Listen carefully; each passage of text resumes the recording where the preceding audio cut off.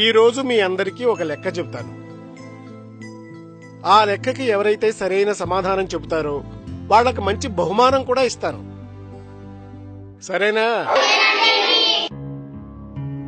ఒక రాజుగారు రాణి కంటే 15 సంవత్సరాలు పెద్దవాడు.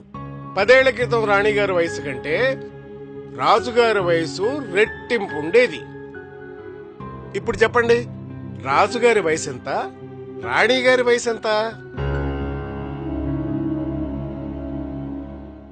ఏమిటి, ఎవ్వరూ చెప్పలేరా?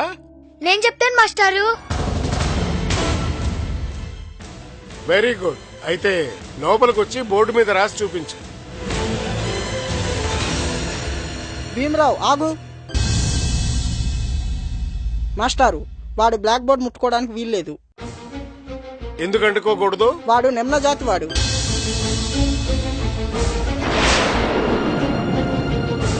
ఆ బోర్డు వెనకాల మా భోజనాలు ఉన్నాయి. వీడు ఆ బోర్డు ముట్టుకుంటే మేమెలా తినగలం? భీమరావు ఆ బోర్డు ముట్టుకోవడానికి వీల్లేదు, వీల్లేదు, వీల్లేదు, వీల్లేదు, వీల్లేదు. సైలెన్స్! వాడు ముట్టుకుంటేనే మైలపడిపోయే అన్నం మీరు తినకపోయినా పర్వాలేదు. ఒక్క పూట తినకపోతే ఏమీ కాదు. కూర్చో. భీమారావు, నువ్వు వచ్చి బోర్డు మీద రాయి.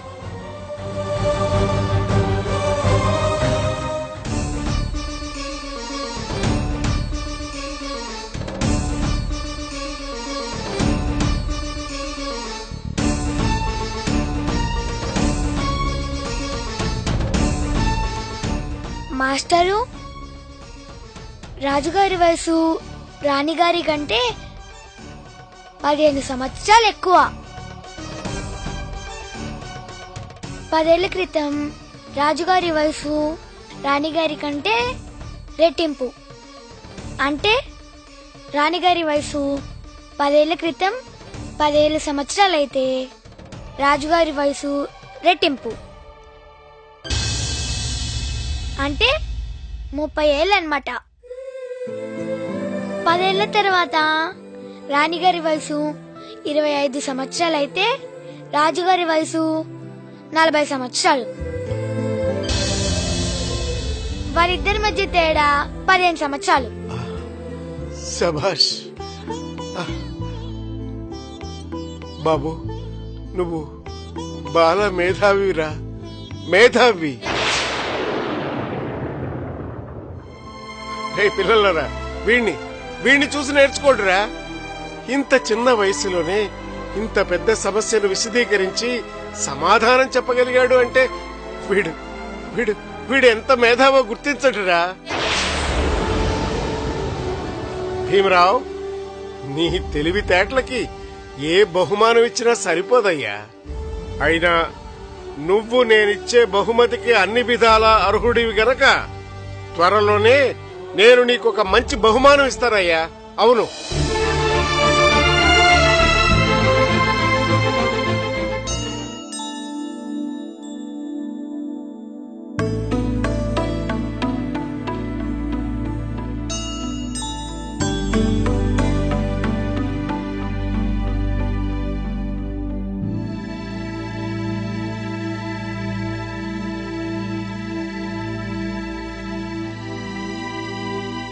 భీమరావు, ఆ భోజనాలన్నీ మైలు చేసి నువ్వు హాయిగా మెక్కుతున్నావా?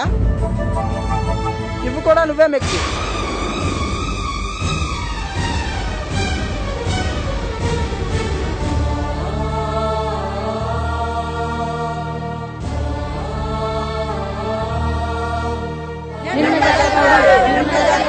నిమ్న జాతి వాడు.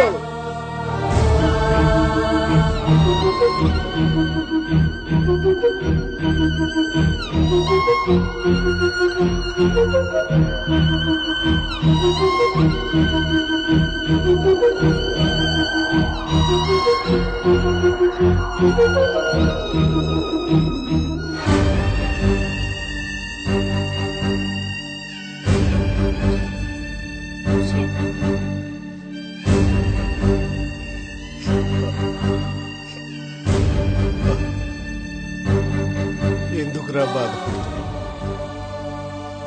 వాళ్ళ సంస్కారం అంతే. మనిషిని మనిషిగా గుర్తించలేని వాళ్ళురా అసలైన కుసంస్కారులు. నువ్వు కాదురా, కాదు.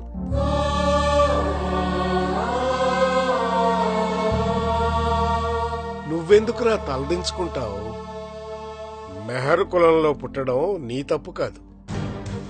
నీ జాతిని చేతగాని వారిగా వెలివేసిన అగ్రవర్ణాల వారిదే అసలు తప్పు.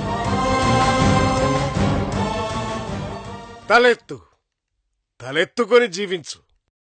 నిన్ను అవమానించిన వాళ్ళని గురించి కాకుండా నీ జాతి గురించి ఆలోచించు. ఇలాంటి చిన్న చిన్న వాటి గురించి ఆలోచించకు, పట్టించుకోకు. ఎదుగు, ఎవ్వరికీ అందనంత ఎత్తుకెదుగు.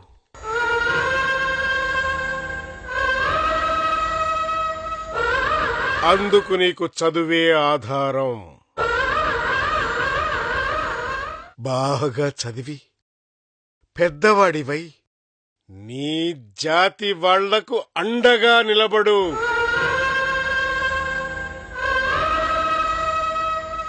అంధకారంలో జీవిస్తున్న నీ జాతికి వెలుగు చూపించే దీపానివి కావాలి నువ్వు.